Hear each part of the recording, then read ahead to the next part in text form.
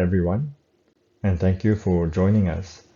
I'm Dr. Lim Ing Hao, and today I am very pleased to present to you on behalf of Professor Ola de Backer and the team from Rigshospitalet, Copenhagen, Denmark, how we perform left atrial appendage device closure and share a little bit about our workflow and how we tend to approach such cases. The case today will be with a 75-year-old female with a past medical history of arterial hypertension, diabetes. She has a previous pacemaker, and she has recurrent anemia for which she is transfusion dependent. Her HAS-BLAD score is elevated at 3, and her CHA2DS score is elevated at 3 as well. So she is both at risk of bleeding with anticoagulation and risk of stroke without.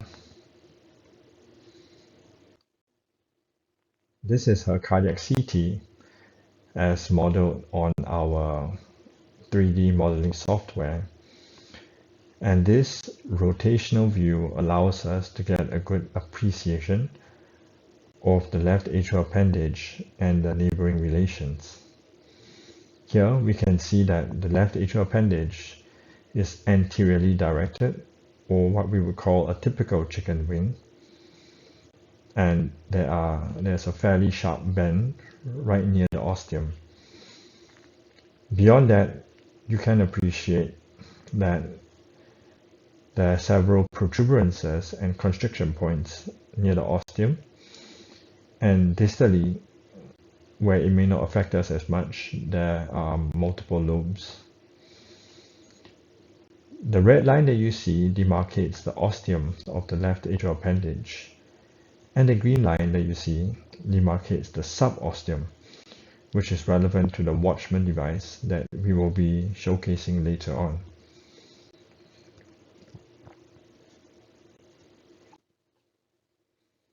These are some of the relevant measurements when we are to take relevant cuts. The red line being the ostium measures at about 28 millimeters, so it's slightly on the larger side, although not the biggest. It is not elliptical. However, just 5 millimeters in, it tapers to about 22 millimeters. So this left atrial appendage does funnel in a little bit, and that is a point for discussion in terms of sizing of the device. These are the measurements that we measure, and remember, our device that we choose should have adequate compression and be sized sufficiently to cover the ostium to prevent a device-related thrombosis. The European Left Atrial Appendage Closure Club has developed a complexity score that was published in Eurointervention just this year. And this helps us to characterize the left atrial appendages and decide if they are complex or whether they warrant additional attention. We should look at the entrance or the ostium, the landing zone, the exact anatomy and shape of the left atrial appendage, as well as the axis, meaning how it points.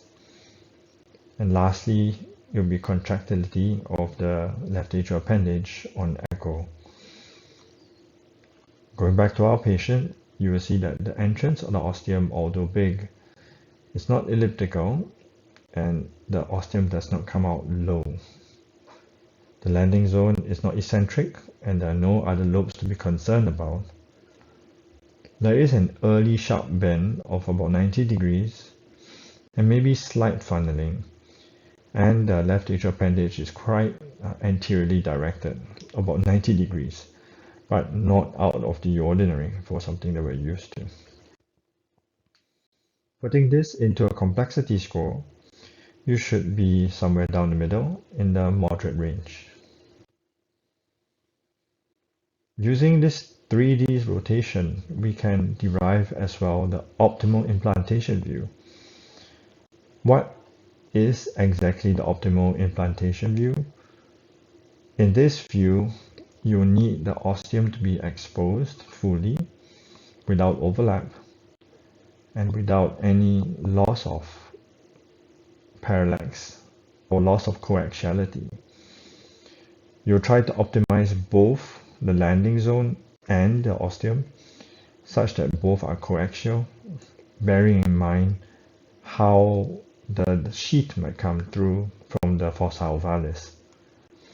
And a common projection for most cases of a chicken wing, which is anteriorly directed or typical chicken wing, would be areocranial, which is the same for this patient, which is areo 27, cranial 10, a very gentle angle.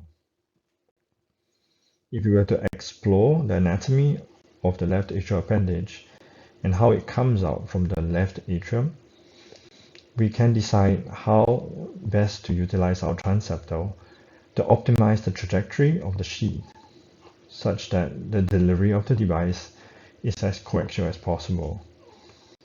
So taking an RAO projection, you can see that a posterior puncture is beneficial, and this would be the case for the majority of typical chicken wings. And an inferior puncture is almost always useful, as the left atrial appendage tends to be a superior structure.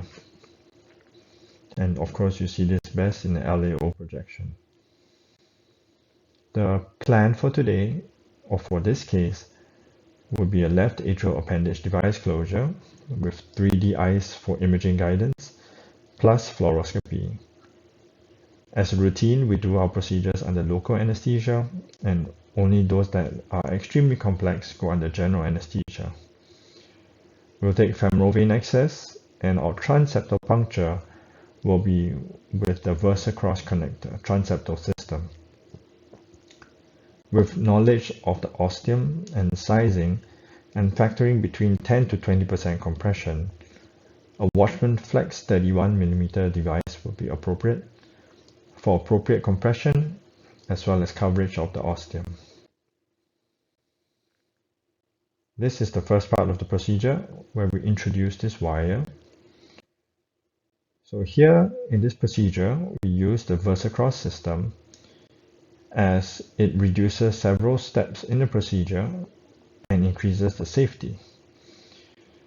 The VersaCross system is an electrocautery system in which you have a supportive wire with a tip that becomes a soft and atraumatic spiral upon crossing the septum. Even right from the outset, we can use the VersaCross wire to introduce the transseptal sheath, which is 8.5 French, as with your usual transseptal sheaths. And this takes away a few steps in wiring right from the outset. On this image, you will see on the lower left hand side is 3D eyes that we use to guide our imaging. In the next series, we will show exactly how we perform a transseptal puncture. And again, remember, we are going to use the transseptal sheath, place the wire right at the tip, use electrocautery to get across the septum in an atraumatic way without fear of a needle injuring structures. And this wire will form a loop immediately such that it can be advanced without damaging structures. And on the stiff wire, we can immediately put on the Watchman sheath. So looking at the lower left hand side of the picture, that's our 3D eyes. Our eyes probe, as you can see, is vertical, so the left-sided image, which is the main picture, shows a bicaval view or equivalent. Hence, we can find the most inferior puncture possible. And on X-plane, you will see that we can get as posterior as possible, and that's on the image on the right side of the echo image. We utilize fusion to help us visualize where our left atrial appendage is. And over here you can see that the VersaCross wire, as it goes across, it forms a loop, and in this case specifically we put it a bit deeper in the pulmonary vein for additional support, but that may not be necessary as the body tends to be stiff enough for introduction of the Watchman sheath, even with it floating the left atrium.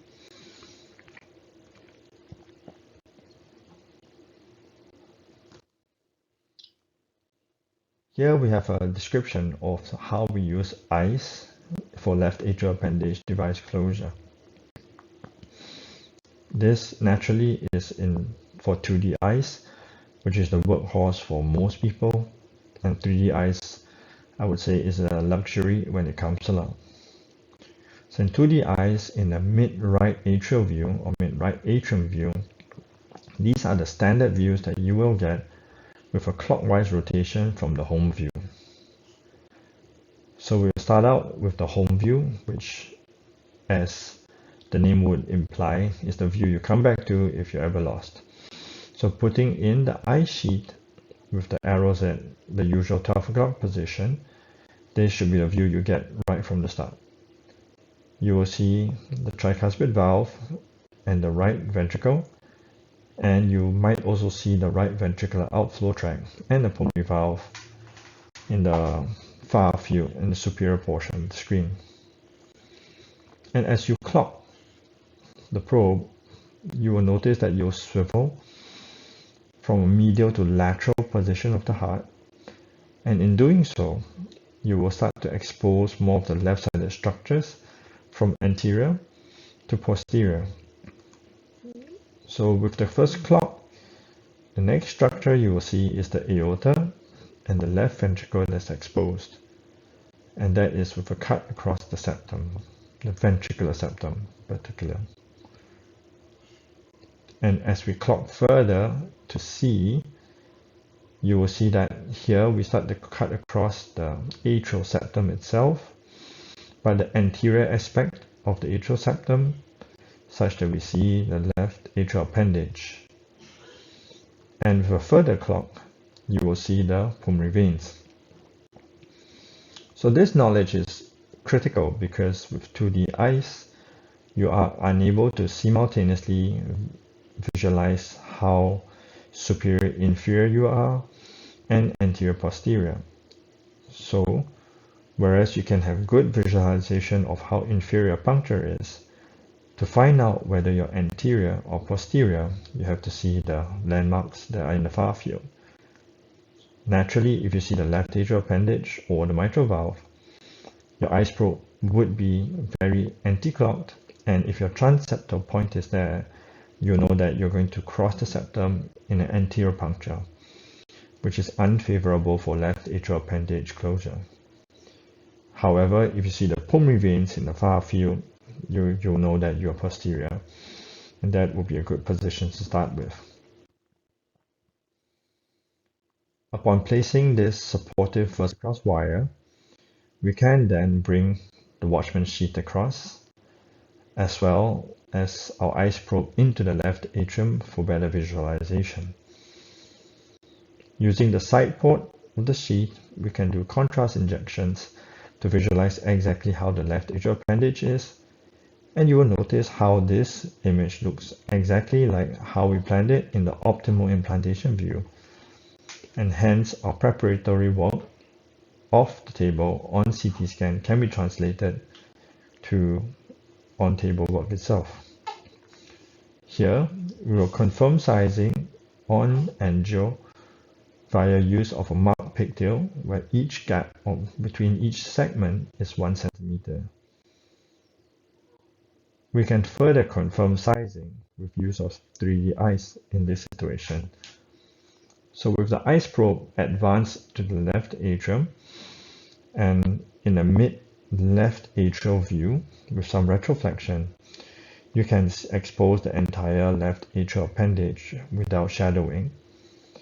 And using 3D ICE, you can very accurately size the ostium. Unlike 2D ICE, in which you are uncertain whether you are at the maximal dimension of the left atrial appendage, 3D ICE will let you know where you are cutting and where you're measuring, and in doing so, the measurements are more reproducible compared to CT scan or 3D TEE. After confirming sizing, in this case, we will have confirmed that we will proceed with use of 31 mm Watchman FLX device based on sizing of the ostium on 3D ICE, which is similar to our CT sizing. Here, the device has been placed within the sheath and clicked in, and with gentle unsheathing, we will expose the device. You can see that the device starts to assume a ball shape or pear shape. And at this point in time, the anchors may not be out yet, so enable you to adjust the position a little bit more. However, as we further push out the device or unsheath the device, the fixation anchors will be exposed, and in doing so, you will want to be careful with positioning the device further. You can see now that the device is assuming its shape, and with a combination of push and pull of unsheathing, the device is exposed, knowing that at the end, you will have to have a bit of forward pressure on the sheath so that there's no excessive kickback on the device itself.